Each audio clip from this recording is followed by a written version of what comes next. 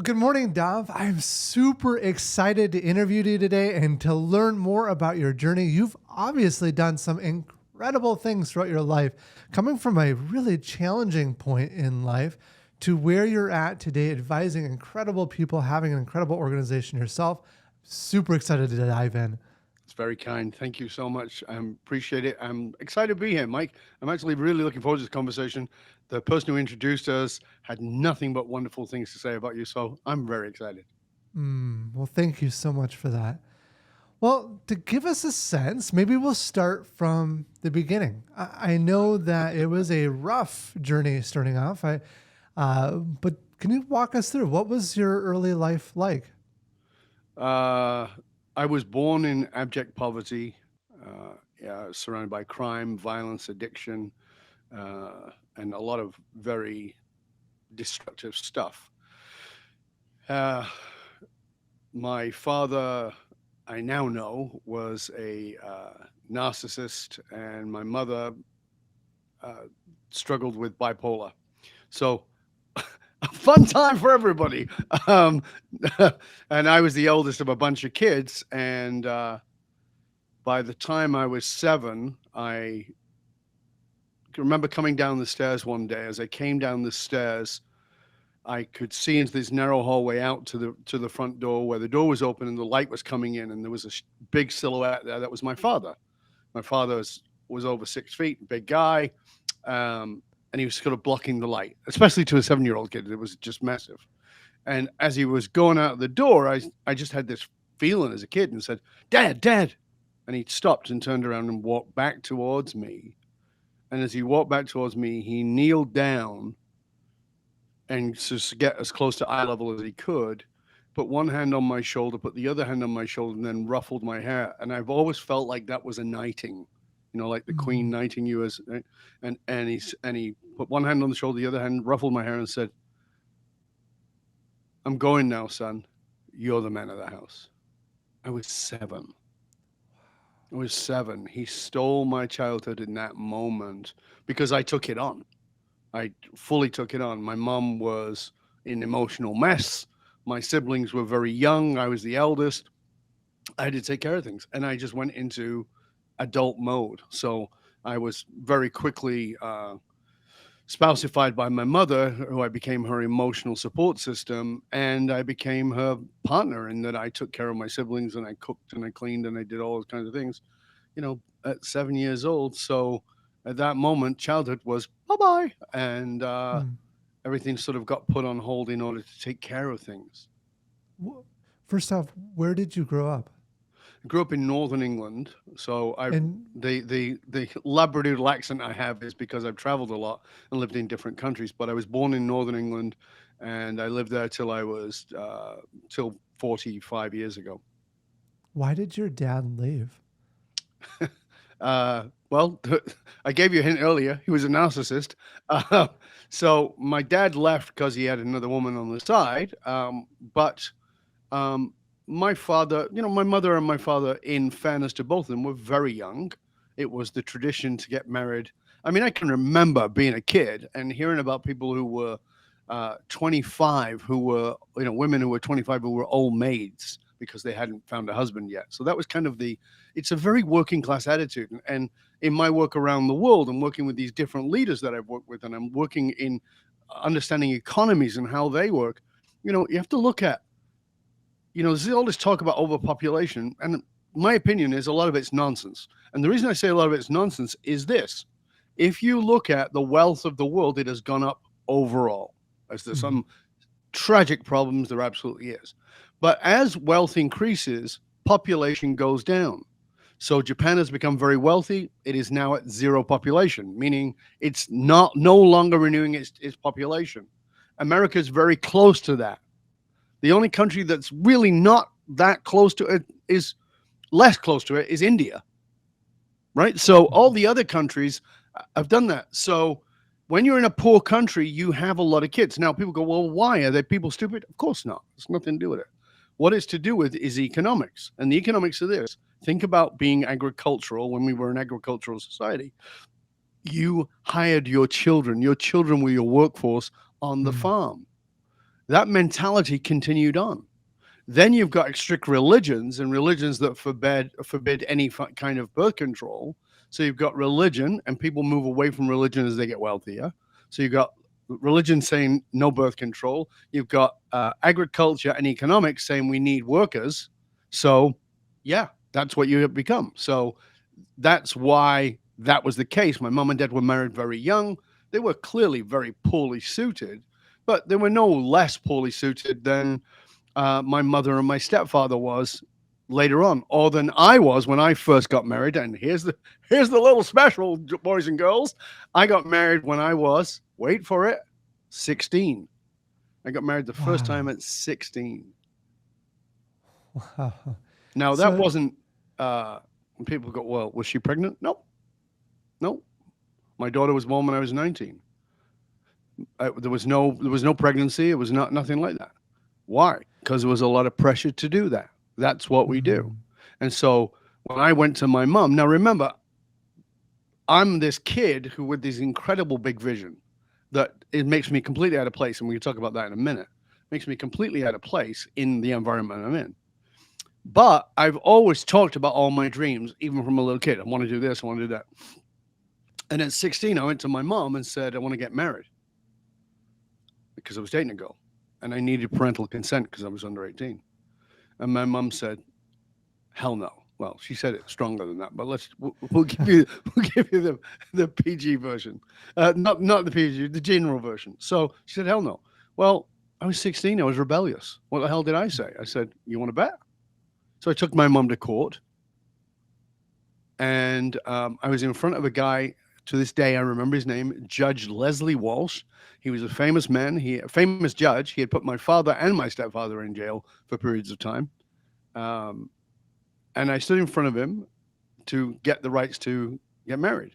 And he listened to me. He was very good. He listened, and he said at the end, he said, "You are the most articulate, intelligent 16-year-old I've ever listened to. And if you're stupid enough to get married, who am I to stand in your way?" Bump, gave me the rubber stamp, and off we went. wow. So I want to get to this ambitious side of you, which Yeah, is amazing given where you're at. But I want to set the stage a little bit more. yeah. Can you give a little bit more description, a little bit more sense of what it was like growing up in the environment you were in? Well, as I said, I was surrounded by crime and violence and addiction and all those kinds of things. I mean, we were, you know, it feels like a bloody Monty Python sketch, to be honest with you. When we were young, I used to lick road clean with tongue before I'd go to school, walk 17 miles uphill and another 19 miles back home. I mean, it feels like that. But that's actually what it was like. It was, we were extremely poor. There was electricity back then. In poor homes, you put coins in a meter to get the electricity. And often we had no coins, so there was no electricity. There was no coal for the fire. It was coal fires. There was no coal. We couldn't afford coal. So we would tie newspapers in knots to make it burn slowly. The good thing about my mom is she made sure we never went to bed hungry. But what we ate was definitely not something I would feed my children. And what that was, I think what we call it here is Wonder Loaf. Or is that what it is? That nasty white stuff that Wonder Bread. And if you take it, by the way, let me just do an experiment. Get some Wonder Loaf, Wonder Bread, put it in a bowl of water, then leave it there for just not very long, a minute. Take it out, squish it all together, and then fill the holes in your walls where the pictures used to be. It's marvelous. It just works like cement. You can imagine what that does to your gut. So my mom was very good. She made sure that we never went to bed hungry. And so I can remember her making soup with bones that she got from the butchers and a couple of potatoes and a carrot, some gravy browning, and a loaf of white bread because it was cheap. And she'd say, fill up, kids, fill up on bread. And I can remember bringing kids home who were starving because there was lots of us who were very poor. And she would never let anybody leave hungry. She always made sure, but Mm. we were eating nonsense. We were eating terrible stuff, but we were never hungry. So that was kind of the environment. If you went out in the daytime, all the doors on the street, it was these row housing. And if you went out, all the doors were open in the summertime. You go in and out of everybody's house. All the kids played in others' houses. But at night, you lock the doors and you put bolts on because you'd get Mm. robbed. In the daytime, it was perfectly safe and everything was open. It was a weird dichotomy. And so this, you live in this sense of great community and great threat at exactly the same time. It was very bizarre. On top of that, um, I was the only Jewish kid in my school. So when I got to Interesting. school, I can remember being at the primary school the first day, and this kid came up to me and he went like this. He put his hand up with 5 fingers held, and I was like, okay. And this is in the days before talk to the hand.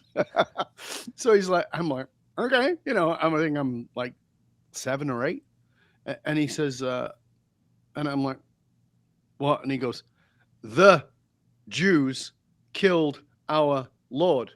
And I said, who's your Lord? I didn't know. I mean, I remember I'm in Britain. It could be Lord Fauntleroy. I mean, it could be right? Lord Sandwich. You messed with our Lord Sandwich.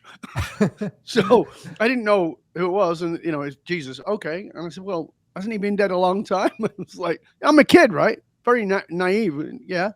And I go, well, I'm only 7 or I'm 8. It was like didn't make any sense to me. But that meant I was bullied on a daily basis because I was the only Jew in the school. It's not actually true. I was the only Jewish student. My Mm. grandmother was the lunch lady; she was Jewish, and the headmaster was secretly Jewish, meaning he never acknowledged he was Jewish, because there was such incredible prejudice against Jewish people at that time. So that was kind of the environment. It was oppressive, it was bullying, it was extremely poor, and you were expected to follow the path everybody else did. So I can, talking about ambition, I'll just give you a little bit of a jump forward. But while I'm still living in the UK, I'm married to Chris, the girl I married at 16. And I've been married to her for probably, I don't know, maybe a year. And I'm over at her mom and dad's house. And her dad is a working class union guy. And you could just picture this guy in this poor uh, housing area. It's like what you would call government housing. He's got his Mhm. shitty secondhand car outside that's fallen apart that he works on every Sunday. And he's watching the football or the soccer on TV, drinking his home brewed beer. And I'm over there for Sunday lunch with my then wife. And as we're sitting there, I say, hey, Jack. Now, remember, this is a guy in his mid-late 30s. So he's an old man to me. And he's the wise man. I want his approval. He's also my father-in-law. And I say, hey, Jack, I'm thinking about starting a business. And he looks at me and he says, what the bloody hell are you talking about? Get a decent job and take care of your family. In fact, find a union job. Don't bugger around with a business. That's stupid. And I remember feeling just shit kicked, feeling Mm. just emotionally deflated. I went, yeah, you're probably right. Again, older, wiser man. And I walked away and I just was feeling terrible. And Chris was trying to cheer me up, but she was, well, maybe Dad's right. Blah, blah, blah. I was like, yeah, maybe. And I think it was a couple of days later. I was in a shower and I was having the shower, and suddenly the light bulb came on, and I went, "Do I want Jack's life? Mm. Why the hell would I follow the instructions of somebody who's living a life that is not my life, not the life I want to live?" And the next day, I started my business. But it was like, that was a great lesson for me, that people are always going to offer you a perspective. It's theirs. They're going to offer you advice within the framework of their emotional source code, within the framework of their perceived reality, within the framework of their meaning. So starting a business when you have a union job and you have a framework that this is how you take care of your family, of course it was good advice from him to him. So most people, when I ask people, like, you're coming to me for advice. Do you want advice or do you want approval? Because Mm. most people are not actually asking for guidance. They're asking for approval of what it is they already believe. And we have to stop and say, hold on a second. I'm not giving you my guidance. People pay me a very lot of money for my guidance. I'm not giving it to you unless you're sure you want it. And so they say, no, I really want it. I trust you. I know people respect you and respect your opinion. I go, well, okay, so let me just stop. Do you really want to know? Oh, yeah, I do. No, no. Stop. Do you really want to know? I do. Okay, good. So if I give you my input, you have no responsibility to do anything with it. You just don't get to bitch, complain, or punish me for it. Mm. Oh, we agreed upon that. And they go, yeah. And then I give it to them and they don't like it. Yeah. You know what? Because you've already decided what you want. You're just looking for validation of what it is you already believe. That's not how you grow. That's not how you develop. You've got the worst advice you ever got was surround yourself with like minded people. It's terrible advice. Surround yourself with people who don't think like you so you can learn and you can grow, who will push you into the discomfort that will allow you to be magnificent. If you don't do that, you are going to be living a life of mediocrity. Now, it may be magnificent in compared to your tiny little pool of people, but it won't ever be the magnificence that you came to the planet to live. That will take Mm. you stepping into considerably more courage. That I just love your story, in particular, understanding, do you want the life that that person who's giving you advice has, right? And coaching the advice from that perspective is so powerful to realize that's not the right advice for me. Yeah, and there's What nothing wrong with his was, advice. It just wasn't right for me. yeah, It was right for exactly. another Jack. I was definitely not another Jack. Yeah. What was the business that you first started at that point? So, little backstory, if I may. Yeah, go for it. Um, I officially left school the first time because I have gotten considerable amounts of education since. But I left school at 13 years old, Wow. and I lied about my age. I looked older than I was because I could grow facial hair. So I started an apprenticeship at 13 years old. I did a 4 year apprenticeship in 10 months. I was very good at what I was learning. Um, and sort of started doing some things on the side. And I did a 4 year apprenticeship as a hairdresser. And the reason that happened is because when I was at school, there was something called in those days career officers, and these were people counselors who said, what do you want to do when you leave school? And I said I want to be an artist. Now you should know that by the time I think it was 11. My art was in galleries in the local area, so my art Wow. was good. And I said I want to be an artist. And the career counselor, much like Jack, said, I think he went to the school of Jack, said, 1 in 100 make it, and 1 in 100 of those make any money at it. Pick something else. I was Mm. devastated, devastated. And it was my dream. I wanted to be um, some famous artist on TV. I wanted to be Salvador Dali. I wanted, I mean, I was Rembrandt was like, I was reading books on Rembrandt at 10. I was sitting in the art gallery or sitting in the library looking through Rembrandt books and trying to understand Rembrandt's light and understand Leonardo da Vinci. And, as a kid, so being Wow. told you're never going to be an artist was just devastating. And I went home and I remember saying to my mum, I can't be an artist. And she said, why? And I told her. And she said, oh, he's a schmuck. Don't listen. And I said, and she got that I was still devastated. And then she came to me, I think probably the next day, and she said, there's more than one way to be an artist. And I said, what do you mean? She goes, well, art, when you think about art, you think about painting or your sculpture, right? And I said, yeah. She goes, well, how else is there art? And I said, I don't know. And she said, my friend is owns a hair salon. Harvey's a very talented man, and he's an artist. He does Hmm. paint and all that, but he does the art with hair.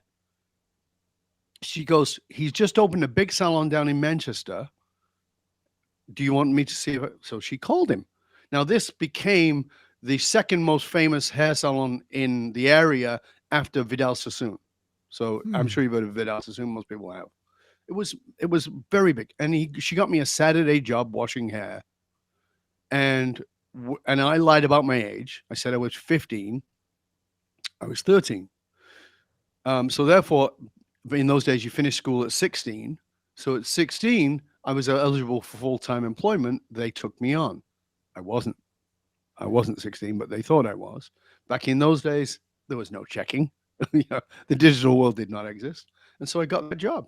And I did a 4 year apprenticeship in 10 months. And so when I wanted to start my own business, I was going to be a freelance hairdresser. And that's what I became. I literally got on my bike, as in a bicycle, not as in a motorcycle, got on my bicycle and cycled to people's houses with a big bag of stuff around my shoulder and went and did hair in people's homes so they wouldn't have to go to the salon. And I can remember making 230 pounds in a night. And it was all in like rough, crumpled up pound notes that were shoved in my pocket because I was so busy. I didn't even have time to count it. I was just shoving it. And I remember pedaling home. It's dark, pedaling home, and then suddenly stopping and thinking, oh, I hope I don't lose my money. And stopping and putting my hand in my pocket and pulling this money out and counting it and just be like, wow. I mean, it was such a large amount of money for a kid like me Mm. who'd never had that much money coming in before. So it was like, all right, I got it. This is what I got to do. So I continued to work, but I also had the business on the side. Okay. Did you know when you were young that you had a different mentality than everyone else, that you wanted to be different than the people around you? That's beyond funny. I'm sorry, Mike. I know you're not trying to be funny, but it's beyond funny. Yeah. Um, when I was 7 or 8 years old, we were on a camping trip. My mother, my stepfather, my uncle, myself, and my siblings, they were all playing cards outside the tent, the adults, Mm. and we were in the tent asleep. And all of a sudden, my mom says I sat bolt upright, and like so, I was having a dream. Sat bolt upright and started speaking a foreign language.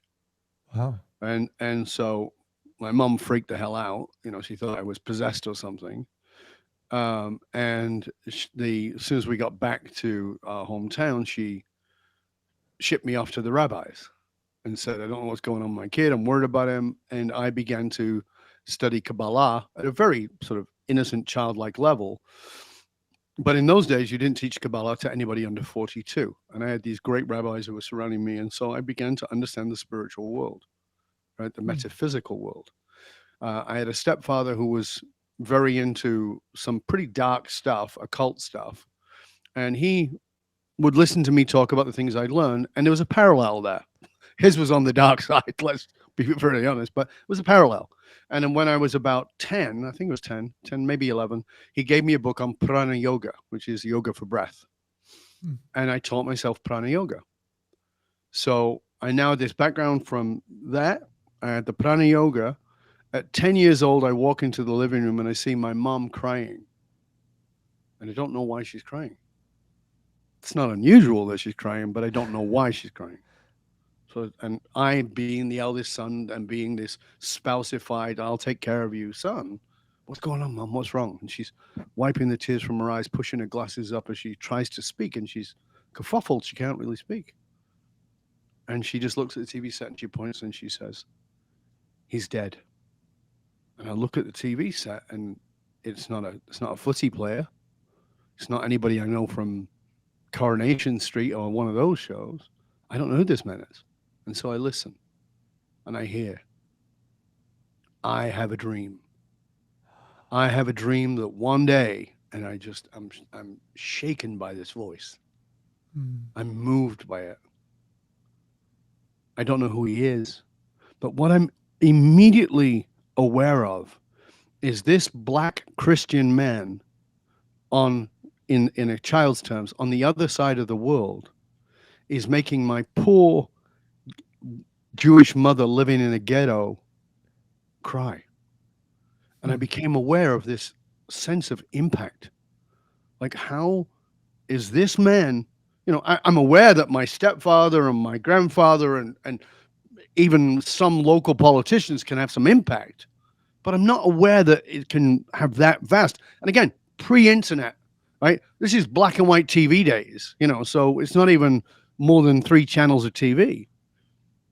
And I was shaken by that. And I went to my uncle, who was the smartest person I know. He was a very intelligent man, and asked him about this man. And he told me about Martin Luther King. And he told me how he had built the civil rights movement based on Gandhi's work of nonviolent uh, revolution, and I started to learn about Gandhi and learned about him and became fascinated. My uncle really encouraged that.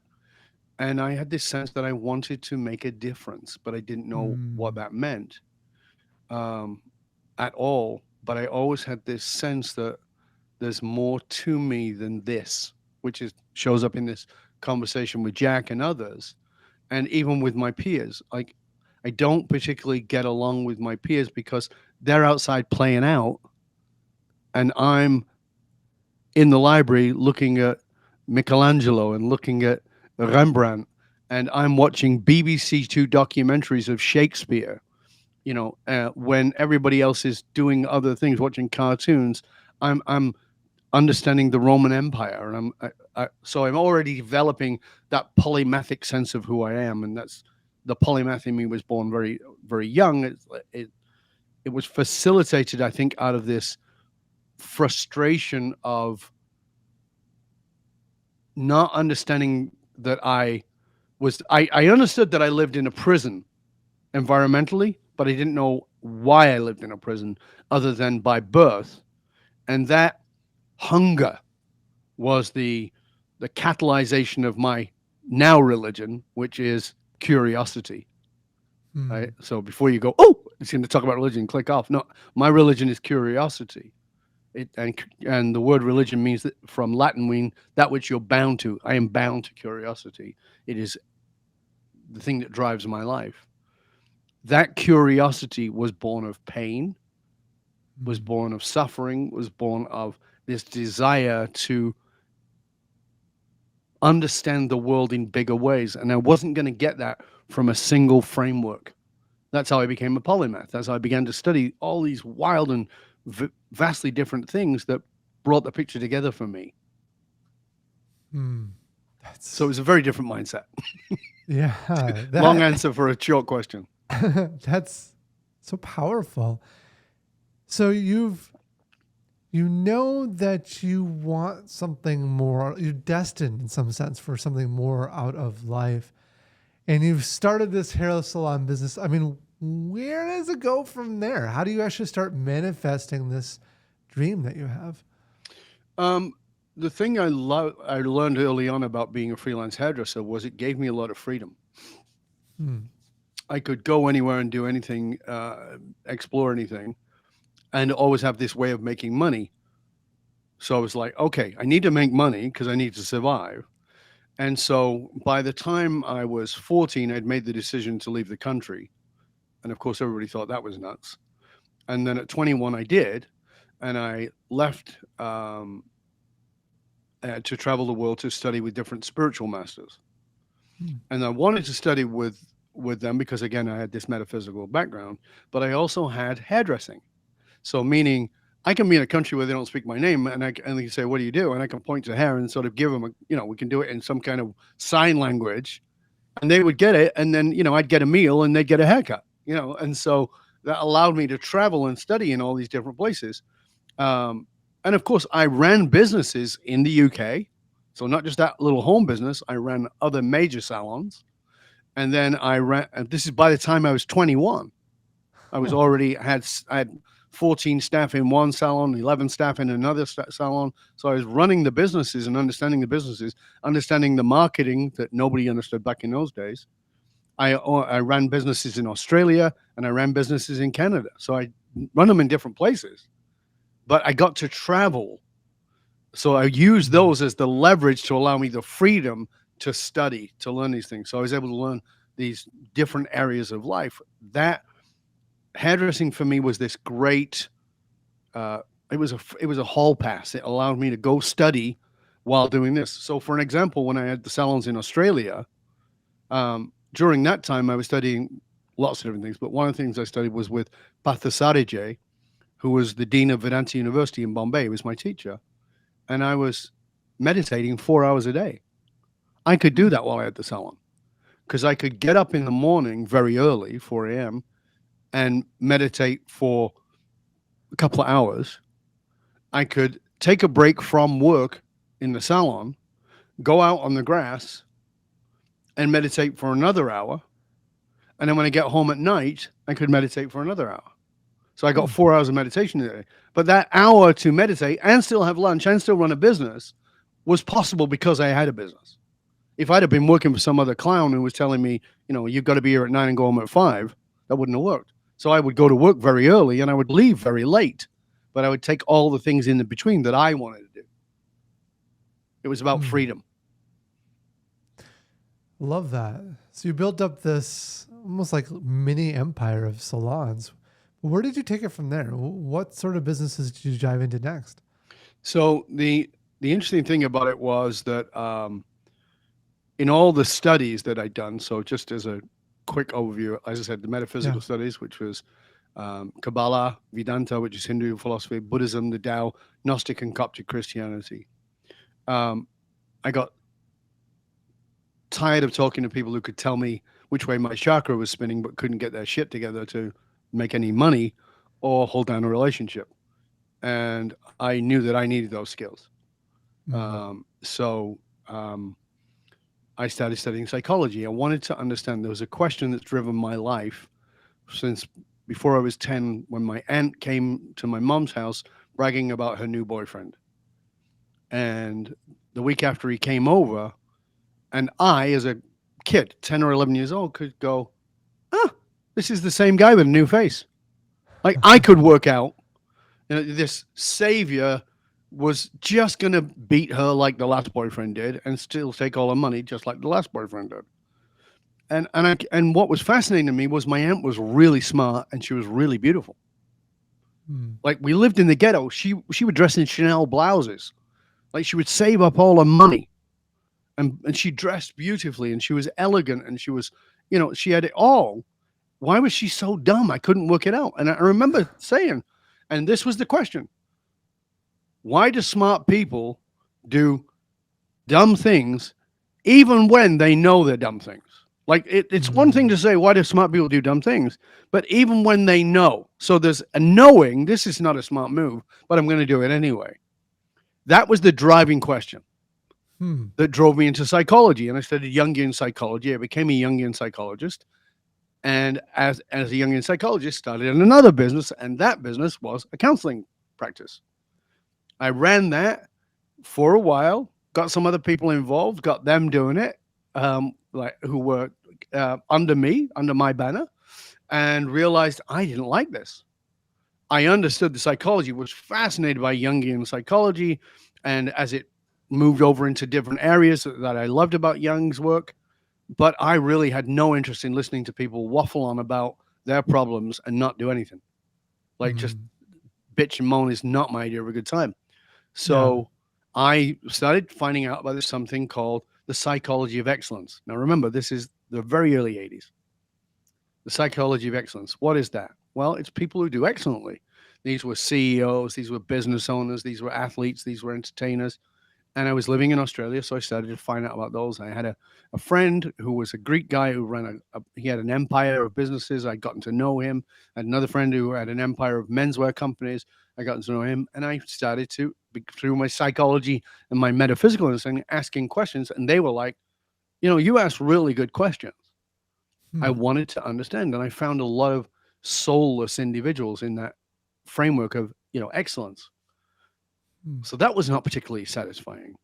So I started to understand from my business partner at the time, Phil, was this amazing human being. Nothing bothered him. Like, he was the epitome of Zen. Now, he smoked a lot of pot, but that wasn't just why. In fairness, but he was that was the guy. Shit broke down. He'd take a screwdriver, he'd dismantle it, he'd fix it, put it back together. There'd be 3 pieces left over and it would run better than it. He was quite a genius, but he was also very relaxed. And I was not. I was very stressed. And he and I would have these really deep philosophical conversations. And I said, I've got to understand this thing called stress. Everybody talks about it, but nobody knows what it is. I want to know what it is. So I started studying neuroscience. Now, this is the very early days of neuroscience, so 1982 and early 83. And I discovered this thing called cortisol, which is the stress hormone in the brain. Why does it work? Do we want to get rid of it? Well, my idea initially was, how do we get rid of it? And then I started to understand that it's a good thing, but only at certain times. And too much of it is devastating to the body. So I started understanding the body, started studying the body. Devastating to the body, devastating to the brain. And if it's in extreme amounts, then the prefrontal cortex, which is this part of your brain up here, right at the front, the part you make decisions with, doesn't work because cortisol, an extreme amount of cortisol, will cut off 27% of the blood flow to your prefrontal cortex. Mm. So you are literally, you, when I say you, I mean me, I mean humans, are 27% dumber in a high stress situation. Oh, that's interesting. So I started studying those kinds of things and trying to understand that. But there was still this bugging thing, which was how come these people who are very successful are emotionally kind of void and spiritually kind of void? They Mm. have the big house, they have the yacht, they bought the wife a new set of upstairs stuff. They bought themselves a Rolex. You know, they've done all the things that they think is going to make them happy, and it wasn't working. So they went out and they wanted to make more money because they thought that would be it. And I became fascinated by that. In my study of neuroscience, I started studying addiction. Just as part of Mm. that went with the psychology. And I started to understand the addictive process. And what I realized very early on was that every human being, this was groundbreaking, every human being is an addict. So we look down the Mm. street and we judge the guy with a needle in his arm, or we judge the guy stumbling down the street because he's drunk, or whatever it is. But we know there's an opioid crisis. Most of those people were not drug addicts, right? They were grannies and grandpas and your aunt, your uncle, your friend who had a back pain. You know, that's the opioid crisis. Human beings are addicts. We have the addictive, we have the opioid receptors in our brain. Why? Why? Why do we have those? Like, hold on a second. This is going to take you down a death path that's designed in your system. Like, nobody ever thought about that. So I was like, well, okay, so now you've got this stress hormone that can push you to a place of being dumber than a stick and make you react in ways that are definitely not to your advantage. And on the other side, you've got this addiction process inside of your being. It's already designed in there. If you believe in God, God designed it. You know, you believe in some other intelligence or whatever it is. Why is that in the system? Why are you an addict? Because human beings only grow in conflict. Now, that's not conflict necessarily with others. Mm. It's often conflict with our environment. It's conflict with ourselves. So we need resistance in order to grow. That's why you go to the gym and you do resistance training. The muscle doesn't get bigger if you don't resist it. It's the resistance. We're designed around resistance. So human beings do not grow in easy situations. If you want to watch your business fail, go through 10 years of success. Oh. It's really simple. Go through 10 years of success and you will, I can put money, you're going down. You're like, there's no way. Yeah, because you've got comfortable. You need somebody to come in and just boomerang you, just smash you in the side and have you wake you up and you go, oh, now a lot of people had that. It was called COVID, right? And they Mm. went, oh shit, okay, we're no longer comfortable. We got to do something. And it changed the world. It changed the way we looked at ourselves. So I wanted to understand that mechanism as well, understanding addiction and that human beings are all addicted. And here's the key. If we're all addicted, what fires off the addiction? If we've all got opioid receptors, what fires off the addiction? And is the addiction only to a substance, i.e., alcohol, heroin, cocaine, whatever it may be? No. Neurochemically, there is the best pharmacy in the world is between your ears. You produce Mm. much stronger cocaine in your brain, much stronger heroin in your brain than can ever be manufactured. Huh. DMT, which is the ultimate in psychedelic experiences, is produced inside of your being. Your brain produces that when you're in a delta state. So this is like a wow. Like we're doing all this. We're creating it. Why are we doing this? What's going on? Well, we got to grow. All right, we got that. We got to grow. So we need resistance. If we need resistance in order to grow, and if we get comfortable, our growth goes away. Why are we following this addictive process? And the answer is this: every human being needs struggle to grow, but there is a meter. So let's say from 9 o'clock to noon is stress that allows you to grow. If you think about it on a meter, right? Hmm. Stress that allows you to grow. Past noon is now stress that's hard to cope with, Mm. right? So you've got enough cortisol firing off that your adrenals are working and a lot of other good things are working, and you can even get the the dopamine feedback from having won something or achieved something. But past noon, it's too much stress. Mm. So between noon and 3, by the time you're now at 1, 2, 3 o'clock, you're in trauma. Now, if you live in a society that does not acknowledge trauma, and by the way, I'm going to underline it and come back to it, subjective trauma, because it's not objective trauma, it's subjective trauma. If you don't live in a society that acknowledges that, then you've got to cope. How do you Mm. cope? Opioid system. The opioid system kicks in. So here's what I want you to underline and think about. Everyone you meet is in some kind of pain. Mm. Everybody you meet is trying to feel better. Just stop for a minute and let that go in. Everyone you meet is trying to feel better. About what? I have no idea. Neither do you. So Mike has got some kind of pain right now that I'm not aware of. Hmm. And I've got some kind of pain that Mike's not aware of. And Fred or Charlie or Susan or Betty, or everybody's got some kind of pain. Now, the key is they may not be aware of it. But Mm. the opioid system within them has them volunteering at church 30 hours a week.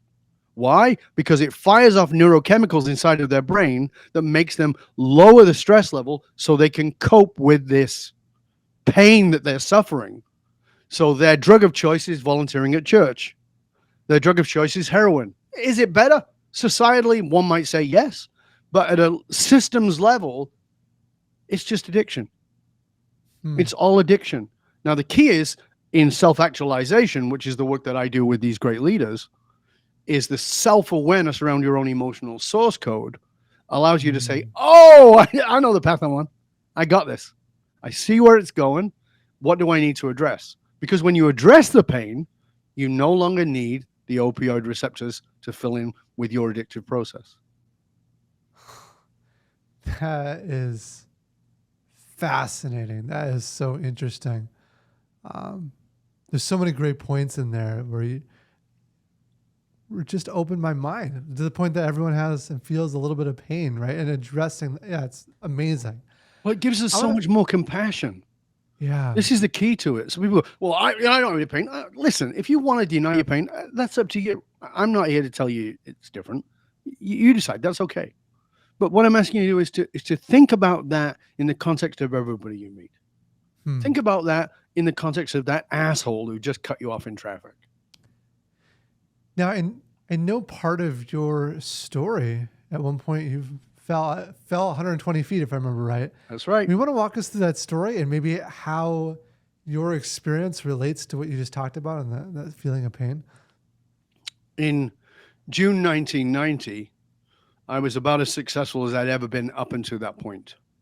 Um, I was already traveling the world and speaking. It was 6 weeks to get a private any time with me. I was on TV, radio, magazines were interviewing me. I was doing pretty great. And one of the ways I knew I was great is because I had a big American car. I had a Ford LTD, which didn't do miles to the gallon; it did gallons to the mile.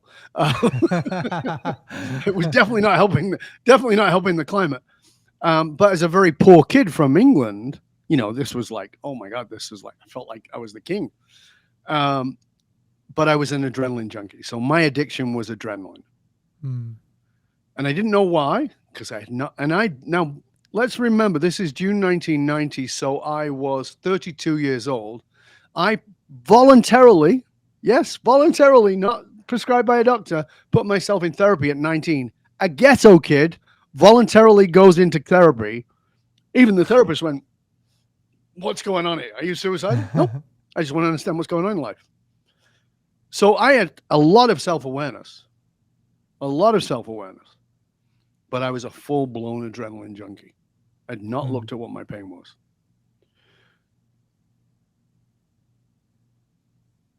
I was out with my buddy, and we were climbing up by Whistler in British Columbia.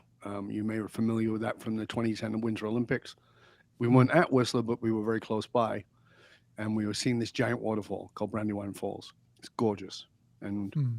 I said to my friend, let's hike down. He's like, okay. So we hike down. There's no path. You just sort of meander away. It's an adrenaline trip. Okay. And I say, no, we're not dressed for this. I'm wearing runners and shorts and. And I said, let's get behind the waterfall. He's like, are you kidding? The wind off that thing is 70 miles an hour. Like, because it's got a pressure. And there's all the moss and I go, let's do it. There'll be a gap behind there. We can get in there. And we did. Now, there's a lot of negative ions come off a waterfall, which is a positive charge for the body. Negative ions charge the body positively. So I got behind there and I felt like Superman. I felt like I could do anything. I was like, yeah, full adrenaline. I come out and I say to my mate, let's not hike back. He goes, well, what are we going to do? Get the elevator? No, let's climb. He goes, free climb? Now, I've done free climbing, lots of it, but I'm soaking wet. I don't have the right shoes on. I don't have the right equipment. I don't even have chalk for my hands. And I say, yeah, let's climb. About 60 feet up, so that's about 6 stories, I can hear my buddy behind me complaining because he's directly behind me and I'm literally kicking rocks at him because it's not solid. So I'm touching with my foot and it's sending dirt down. I turn to him. Now, talk about you need to learn your own lesson, Dov. I turn to him and I say, you don't have to come this way. This is the hard way. Duh. You might want to listen to yourself, Dov. Talk about being prophetic and not listening to yourself. Talk about doing a dumb thing and knowing it's dumb. That was me. I was the king of that town. So at 120 feet, I reached for a rock. That rock dislodged a bigger rock that hit me in the face and sent me torpedoing down onto the boulders below. I did turn halfway through because as I fell, my right hip hit a rock and it flipped me over and I landed on my face on the boulders below. Not on gravel, not on dirt, not on grass, and completely destroyed me. I mean, my buddy thought I was dead. And, I can go into the gory details. You don't need them. But it was pretty gory. I died 5 times during that period, including in the hospitals, including while my daughter was sitting by my side. I was just smashed to pieces. And the recovery was long and brutal, and I think 10 or 11 reconstructive surgeries. So that was pretty brutal. And especially for a guy who was from a ghetto, been a boxer, been a martial artist, opened businesses and ran businesses, been a leader, had all this spiritual background and all this. Like, you're not getting me down. And that was the trap. That was my ego. That was the trap. So people would say to me, how you doing? With my jaw wired closed, I'd say, I'm great. I'm coming back. Here's the newsflash, kids. There is no back. It's not how it works. I remember visiting a friend of mine in the hospital 20 years ago who had a massive heart attack and said, how you doing? And he goes, oh, I'm great. I'm going to come back. And I go, no, you're not. If you come back, you're going to be in here again in 3 months. And another friend of mine, 6 months later, was in the hospital for the same operation, triple bypass. And he said, I've learned so much. I've missed my kids. I've missed birthdays. I've missed recitals. I've got to change. I was like, good to hear. I saw him 6 months later. Guess what he was doing? Same shit he was doing before. He goes, well, it's just who I am. No, it's not. That's your identity. That's your addiction. That's your drug of choice. And you're choosing your drug, your heroin, over your family. No, it's just who I am. No, your identity is your addiction. That's it. So when I was saying, I'm great, I'm coming back, I was just telling everybody, here's my drug of choice. I fell in June. In November of that same year, with my jaw still wired closed, I went bungee jumping at 140 feet into the Nanaimo River. What an idiot. Because I wasn't listening to my heart and to my soul. I was listening to my ego, to my identity, to proving myself. And that was a brutal 9 months after the recovery. Brutal. Because on the outside, I look like I'm great, I'm coming back. But on the inside, I was devastated, was destroyed. Wow. And what's really interesting is you had over time quite the comeback because obviously now you're doing some incredible things, advising just amazing people throughout the world. How did you get to a point where you're at today? Thank you for asking. Um, the answer is that as part of that recovery, that I always had a really great sense of humor and had no Mm, problem laughing at stuff and making fun of myself. And for the first 9 months, while walking around saying I'm great, I was deeply depressed. I would mm, sit home on my own and cry and feel and my buddies would, once a week would come and take me out somewhere and we'd hang out and and I'd fake laugh, but I wasn't happy. And I remember thinking I'm never going to laugh again because I was in a very mm, dark depression. And then one night went out with the lads and I had a good night and I actually laughed. And I was coming home and I thought maybe I am coming back. This is great. And my buddy dropped me off at the back of the house and I came up the back stairs to go into the kitchen, and as I did I flicked on the light and across the floor was garbage everywhere. The place smelled horrendous. There was kitty litter, there was empty cans, there was empty packages, there was fish, and just everything. It was just horrible.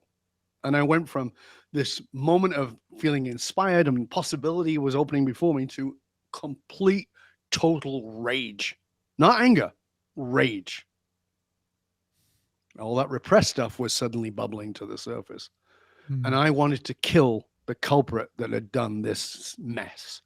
And I went stomping through the house to look for the culprit. And there he was on the couch, curled up, comfy, asleep, not even bothered. I raised my hand to strike. Now, I'm not a violent person. Yes, I box and do martial arts, but that's not my nature at all. mm, And so before I could even bring it down, it was like, damn, that's not me. Like something in me switched that off. It switched off enough of the rage. And I scooped my cat up into my arms.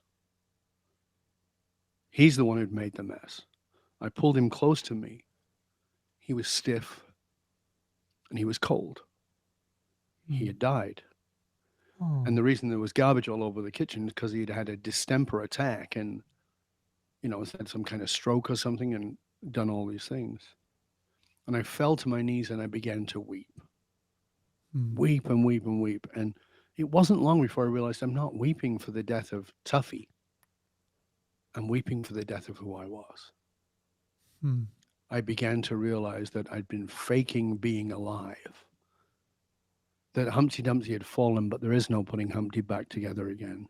You have to make scrambled eggs. It's important to make scrambled eggs. And I began there to really begin the journey of healing. 9 months after, interesting gestation period because it took me another 9 months to come out of it. In that 9 months, I dedicated myself to, I went to therapy twice a week. I wrote in my journal every day, multiple hours at a time. I studied, I did art, I did all kinds of artwork to help myself. I started to exercise again, and I started to recover. But on that night, on the floor, I realized there is no back. So what is there? And I thought, I can stay here in this place of feeling like a victim. And I got to tell you, honestly, Mike, that was the most seductive because mm, I had a great victim story. It wasn't my fault. It was an accident. By the way, I don't believe in accidents, but it was an accident.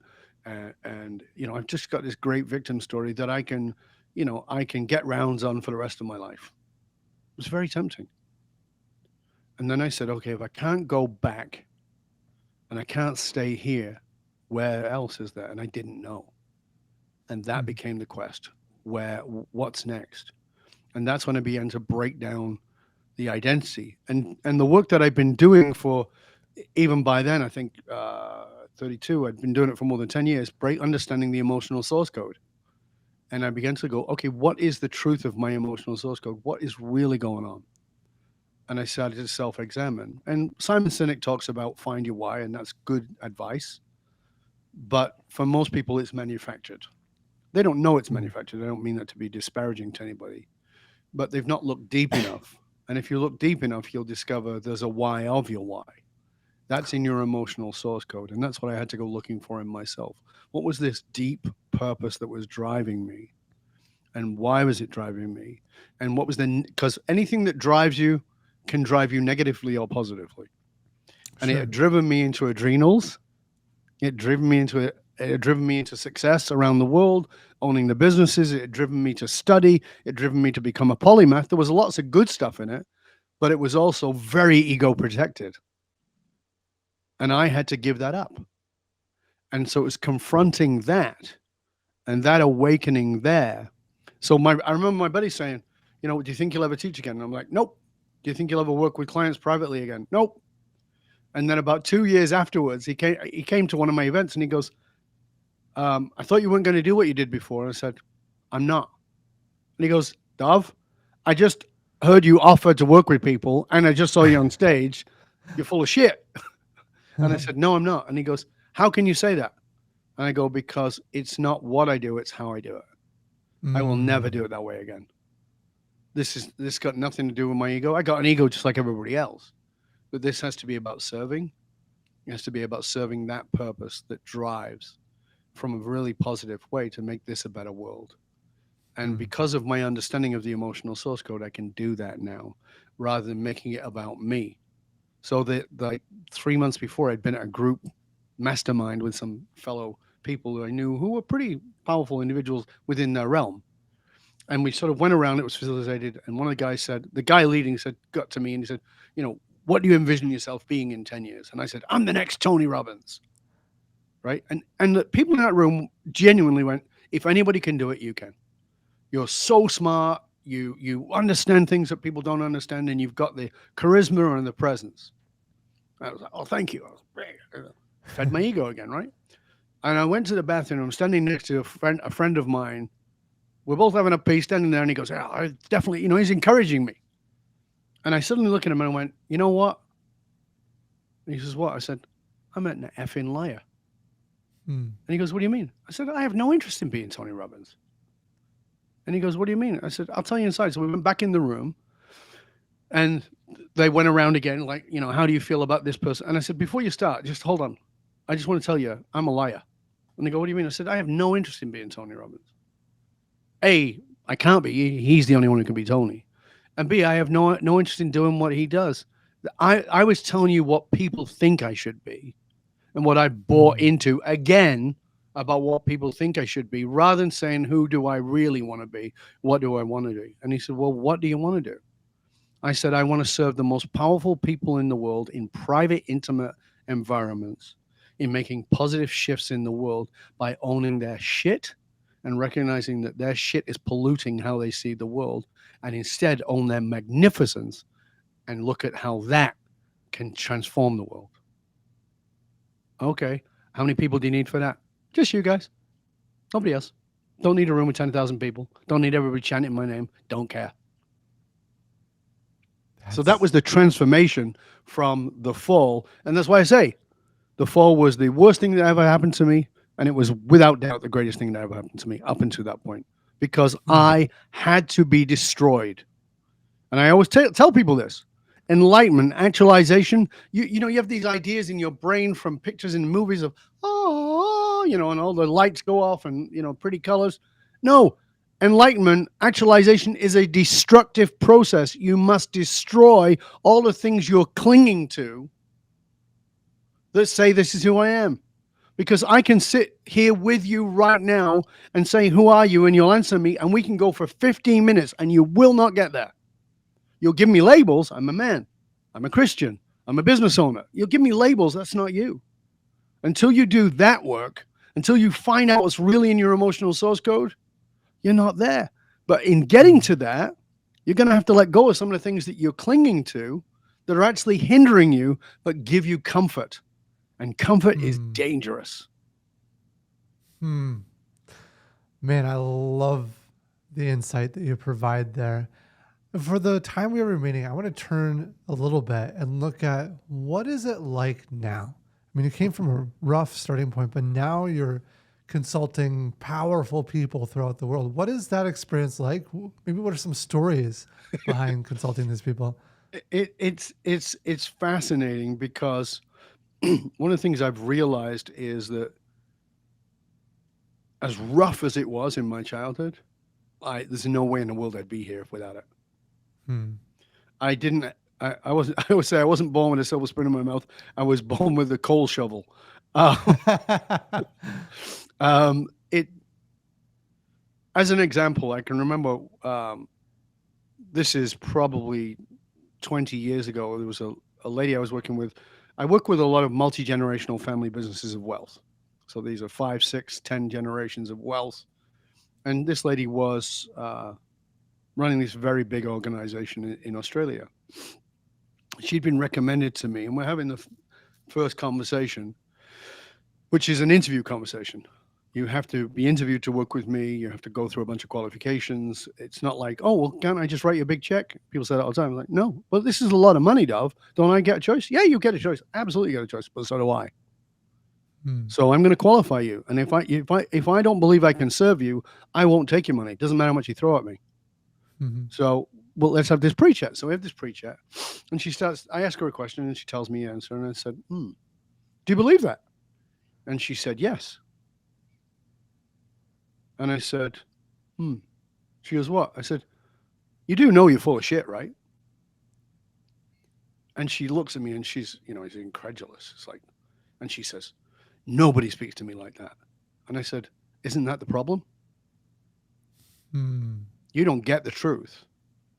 I said, people of power, and this is my philosophy, people of power are the people least likely to get the truth. Why? Because there are a bunch of people underneath them who rely on them for a lifestyle. So when I work with a CEO, I'll say, okay, who's your number one person you can trust inside the organization? They go, oh, it's Bob or it's Susan. I go, great.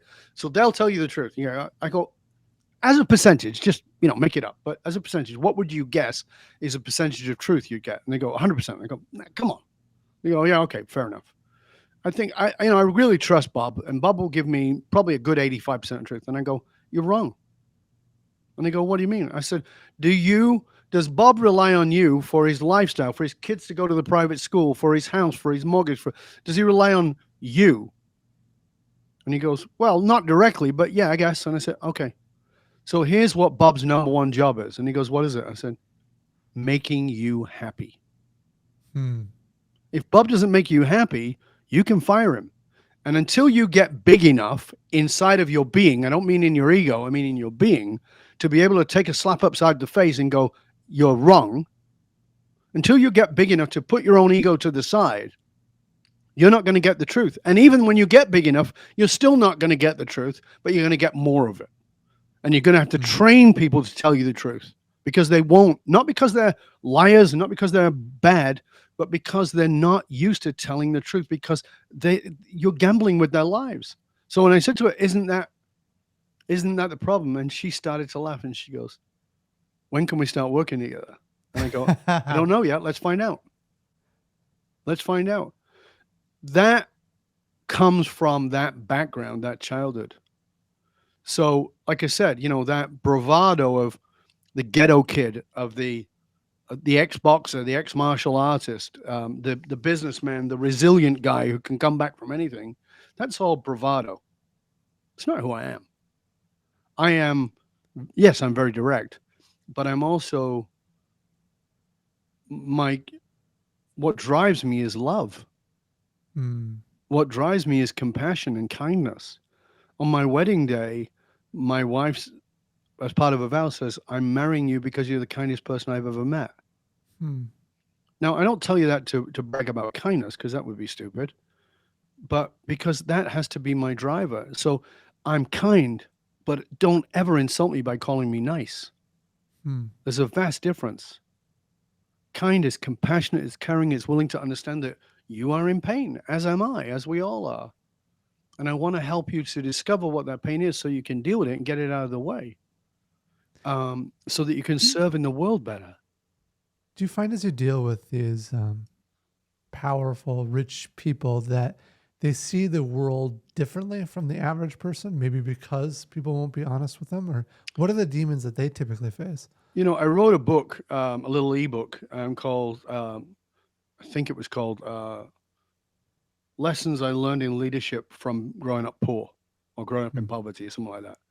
And it talks about these lessons. And so it's the exact opposite of the question you just asked me, which is all the biases I got from growing up poor.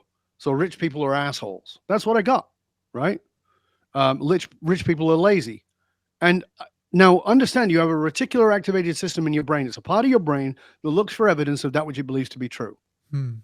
even if it's a lie. So if I've got in my brain, rich people are lazy assholes, and then I'm 11 or 12 years old and I go working for this guy who is far wealthier than I am, or my family is, who owns a pottery store, a pottery warehouse, meaning plates and cups and all the rest of it. And I'm working for him in his warehouse as a kid, making some extra coin. And while I'm working there, he goes, "Hey, Dov, come here." And I go, "What?" And he goes, "Clean my car." Now, I'm not going to not clean his car because I want the job. But as I'm cleaning the car, I'm thinking, you lazy, rich asshole. Well, guess what I've learned? He wasn't a lazy, rich asshole. What I learned was there was better ways for him to spend his time. Mm-hmm. My bias was put on him. It had nothing to do with him.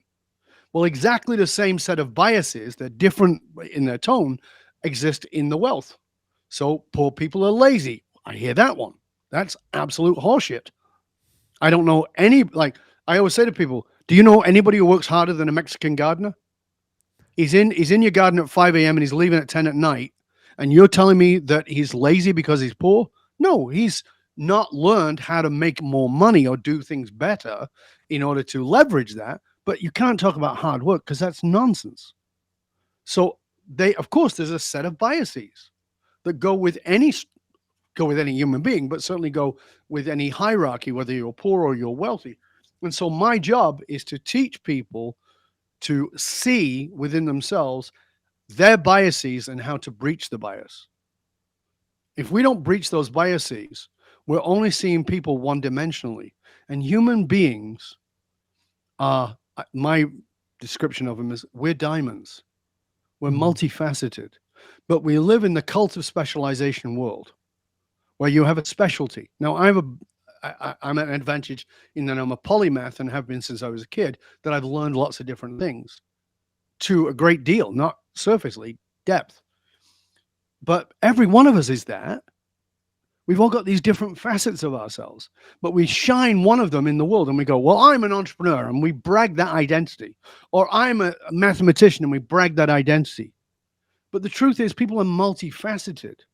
And when we begin to grasp that, we can see them as so much more. We can see beyond our biases. Once we can breach the biases, it's powerful because we see them in beautiful ways. I'll give you one quick little story. Yeah. My business partner, Phil, who I talked about earlier, who was an Einstein who smoked pot and could fix anything, dated a girl who used to work for us. And I didn't like this girl. I wanted her fired when she worked with us. And the reason I didn't like her is because my bias, fully owning this, and this is going to sound like really judgmental shit, because it is, was she was thick as a brick. And I couldn't talk to her. She couldn't even make change. She used to make me furious because she couldn't even make change. So it's like, okay. And he was dating her. And I had already left the business by that time. I was out on a speaking tour across Australia. I'd come back and I told Phil, I'm going to be in town. He goes, come stay with us. Now, he had moved into the very apartment that I used to live in. When I gave it up, he moved in. And he lived there with this girl, Vera. So he says, come by. Now, Phil is, as I said, he was a genius, but he was so airheaded about other things. There were things that he just very ungrounded. So he forgot I was coming. So I turn up at the door. I knock on the door. Vera answers the door, and already internally my eyes are rolling. And she said, Phil's not here. And I go, oh, I said, he said I could stay. She goes, oh, yeah, he told me you could stay. It's fine. You can stay. And I said, oh, well, I'll come back in a bit when he's back. She goes, no, come in. I go, I've got to go in here and talk to her. And I'm like, I'm running all this horrendous judgment. And I go in, and on the living room wall, and I remember I used to live here, is this beautiful mural. And it's Mm. Dali-esque, who is my favorite artist, Salvador Dali. It's Dali-esque. And I'm like, wow, that is so beautiful. Who did that? She says, I did. I'm like, what? She goes, yes, that is amazing. She goes, oh, you want to see another one? Yeah. She takes me in the bathroom. Again, I used to live there. It's a lily pond with these birds and it's flowers. Oh my God, it's so beautiful. She takes me in the kitchen. There's a wall in there that's done, and it's done to make it look like a 1930s kitchen. And it's beautiful. And I'm just amazed by her talent. And we sit and we talk about art, and we're talking about Dali, and we're talking about Rembrandt. And then suddenly she says, well, I had this spiritual awakening. And I'm like, oh, okay, here we go. She's going to get off on some.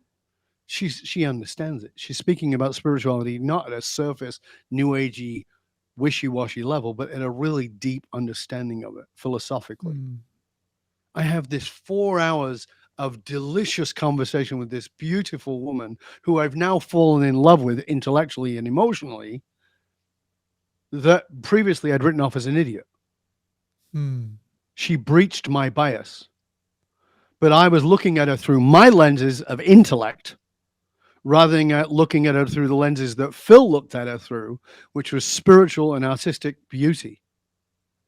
She breached my bias. And it was such a powerful lesson for me, is what shows up in front of me is only what I'm willing to see. What shows up Mm. in front of me is only what I'm willing to see. And I, at that time, had already repressed the artist in me. I'd gone into denial of that part of myself. I put that part away. So I certainly didn't want to acknowledge it in her. She birthed it in me again. What a Wow. gift she was. So if you're Wow. wealthy and you've grown up in an environment that is surrounded by yachts and wealth, there's nothing wrong with that.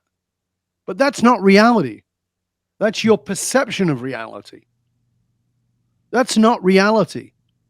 Many years ago, not actually that many years, just before pandemic, I had an office downtown Vancouver, and people would come to me, again, very successful, very powerful individuals. And when they come in, first session, I always say, so they've qualified to work with me, and now this is their first session in person. And I say, what's the name of the guy outside? And they go, what guy? I didn't see a concierge. Oh, there's a concierge, but that's not what I'm talking about. The guy outside the building. And they go, what guy? I go, you didn't see him? No. I'll ask you next time what his name is. Okay. So come next time. I say, what's the name of the guy outside? I don't know. You mean the homeless guy? Mm-hmm. What's his name? I don't know. End of that session, make sure you don't show up unless you know his name. Okay. Every now and then somebody would pass the test. They'd know his name and they'd know a bit of his backstory. Mm. And I'd say, and by the third time, I'd say, his name is John. Why is he homeless? I don't know. Or some of them did. Mostly didn't. I say, he had leukemia. He was working. He was American. He lives in Canada now. He went so broke living in America trying to treat his leukemia. He lost his entire family. He lost everything. The reason he's got very few teeth in his head is not because he's a drug addict. It's because of the leukemia treatment, and he's so damn poor. Mm. Why don't you know that? Why do you turn him into an invisible being? And they go, do you give him money? I do. How much do you give him? It doesn't matter how much I give him. I don't give him money all the time, but I give him money. I don't give him a quarter. I used to give him $20, $50, right? But I didn't want to do it all the time. I just do it occasionally. By the way, when I would park my car at the meter, John would feed the meter for me. If I forgot, I never had to worry about it because John would feed it. He'd take money out of his own hat and pay the meter to make sure I didn't get a ticket. Right? Wow. I'd show up and he'd go, hey, Dov, how you doing? And I'd sit and have a coffee with him and we'd chat. He never bugged me for money, not once. But I wanted to breach those people's bias. Give people dignity. Be willing to find out. You want to give, you say, well, I'm not going to give them money they're going to spend on drugs. What's that going to do with you? You're not giving them money then at all. What you're actually doing is giving them obligation. If you're not giving it without any strings, you're not giving it at all. Give it without any obligation, it changes everything. I give people, every now and then, not all the time, every now and then, I give money to a person on the street. They say, "You got any change?" And I go, "No, I don't." But I'll give them $10, or $20 or whatever it is, and I'll say, "I have one condition." I know what they're thinking. That's the reason I say it. They're thinking he's going to say, "Don't spend it on drugs," right? Because that's what most of us are thinking. And they go, "Okay, what?" And I say, "Do with it whatever you want. It's not my money anymore. It's yours." Hmm. That's my condition. Is you don't carry any obligation about this. It's given Yeah. without strings. Well, I And they love go, that. okay. And sometimes they're baffled. And every now and then they want to talk. And we sit and talk. And I'll go to McDonald's with them. And I won't eat anything, but I'll, wherever they want to go, and we'll eat something. And we'll sit and we'll chat. And I'll find out their story. And guess what? They're as human as me and you and the billionaires and the powerful Hmm. people. We have to remember humanity. We have to remember dignity. If you can't give them money, give them dignity. Stop pretending people are invisible and look them in the eye and say, I walk past homeless people, I always say, "Hey, how you doing?" And they go, "You got any change?" And I go, "No, sorry, mate." And they go, "Okay." Nobody's ever offended. Nobody's ever gets rough with me. Never happens. How you doing? Hmm. Give people dignity. See people. Everybody's looking to be seen. Everybody's hurting. And just because you're walking past it in an Armani suit and you're pulled up in a Porsche doesn't mean you're in less pain. It just means you have different coping mechanisms for your pain. Hmm. That is powerful. I mean, that's the word for this entire interview today is just powerful. I love that. I think that is a good place to kind of wrap up. But let me ask you one kind of final question. How can people find you or learn more about what you do? Thank you for asking. I appreciate that. The simplicity is my name is Dov, D-O-V, Baron, B-A-R-O-N. If you go on Google and find that, you're going to find a lot of stuff on me. But of course, dovbaron.com, dovbaron.com is my main website. You definitely can find me on LinkedIn. I write for LinkedIn once a week. Every Tuesday, I have a newsletter that comes out. I write on everything from geopolitics to leadership to culture of belonging. I have a course that is about a culture of belonging that's out. And that is because we need those in organizations. We have these organizations where we were all trained to fit in. And if you fit in, you have to distort and disenfranchise yourself. But if you belong, you can bring all of your magnificence to work. And we want that as leaders. We need that in our organizations. But that's the world we need to live in. We need to live in a world of belonging rather than tribalism. So where people can be together who are far right and far left and find the commonality between those two things, because most of that stuff is manufactured by those who are manipulating us anyway. So you can find out about my course on my website. Again, that's you can find out about it at coursifyx.com/belonging. YouTube. I have 2 podcasts. You can find me on Apple Podcasts. I'm on a lot of interviews as well. I mean, basically, you can find me anywhere. And you can I also do love this that. one other thing, and I'm going to tell you this. And this is crazy, I know, but you can write to me. My email Hmm. is my direct email, Dov, D-O-V, at dovbaron.com. Yes, I work with many world leaders and people like that, but I also work with CEOs and executives and people who really want to go beyond where they're at. So reach out to me. And I want you to reach out to me, and I'll tell you why. I don't know if you know what it takes for Mike to put this show on. I know what it takes because I have 2 podcasts. You have no idea the amount of work. It's not just him sitting there and having a chat with some person. There's a lot of background, there's a lot of research, there's a lot of post work, there's time, energy, effort, money, all those things go into it. And it's a bloody one-way street. This guy's on the other side of this putting all this out for you. How does he know if you're getting anything out of it? I mean, yeah, we can look at the downloads and we can look at some of the reviews, but here's what you need to do. Share the abundance. Rate, review, subscribe to the show, and share it with other people. Don't hoard the information. Don't hoard the wisdom, the insights. Share it with other people. And then write to Mike and write to me. I've just given you my email, dov@dovbaron.com, and tell us what you got out of this episode or any episode and what you're going to do with it, because information is worth the hole in the donut. Transformation comes from application.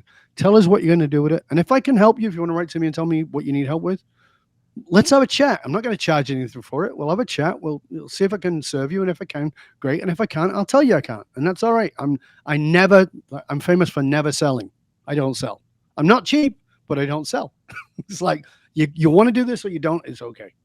So please rate, review, subscribe to the show for Mike. He needs to know your feedback for what you're getting out of the show. Love that. That is awesome. Thank you, Dov, so much. I could literally talk to you all day long. This has been an absolute pleasure. Thank you, sir. It's an honor. I appreciate it. And thank you so much for inviting me on. Thank you for creating so much space, not only for me, but for other leaders to share our stories and help people really understand that we have a lot more in common than we have as differences. Awesome. Thank you.